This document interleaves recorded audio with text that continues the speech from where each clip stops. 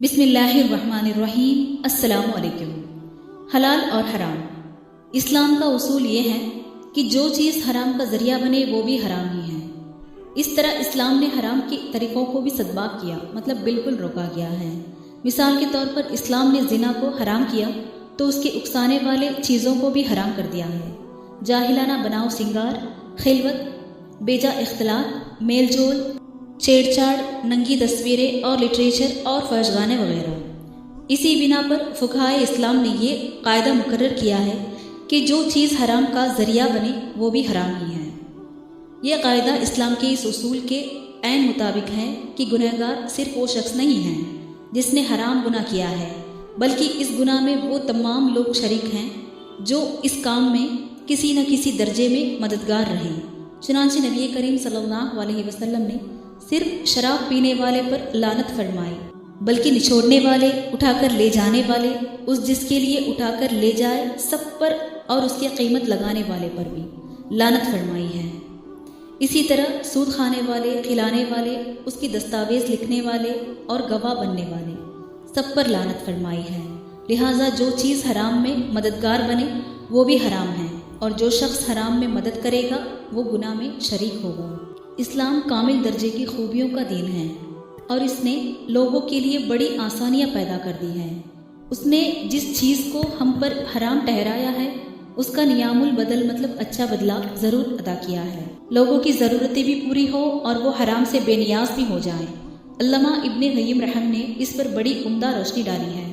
وہ فرماتے ہیں، اسلام نے پاسوں کے ذریعے قسمت معلوم کرنے کو حرام ٹھہرایا اور اس کے بدلے کے طور پر دعائے اشتہارہ عطا فرمائی، جوئے کو حرام کر دیا اور اس کے بدلے اس مال کو کھانا جائز قرار دیا جو گھوڑے، اونٹ اور تیروں کے مقابلے کے ذریعے حاصل ہو، جو مقابلے شرعاً مفید خیال کیے گئے ہیں۔ ریشم مردوں پر حرام کیا، لیکن اس کے بدلے میں کاتان اور روئی کے لباس زینت سے نوازا۔ زنا اور لواطت، مطلب لڑکوں کے ساتھ بدفعلی کرنا، اس کو حرام ٹھہرایا اور اس کے بدلے سنت نکاح کو حلال ٹھہرایا۔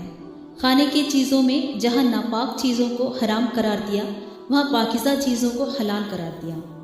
اگر ہم اسلام کے احکام کو سمجھیں تو یہ حقیقت پوری طرح روشن ہوگی کہ اللہ تعالیٰ نے اپنے بندوں پر ایک جانب سے تنگی پیدا کی، مطلب یہ تنگی پیدا کرنا بھی حکمت سے خالی نہیں، تو دوسری جانب سے وسعت کا دروازہ بھی کھول دیا ہے، کیونکہ اللہ تعالیٰ اپنے بندوں کو مشقت اور سختی، مطلب پریشانی میں ڈالنا نہیں چاہتا، بلکہ ان کے لیے آسانیاں پیدا کرنا اور ان کو خیر، ہدایت اور رحمت سے نوازنا چاہتا ہے۔ حرام کے لیے ہیلا تلاش کرنا بھی حرام ہے۔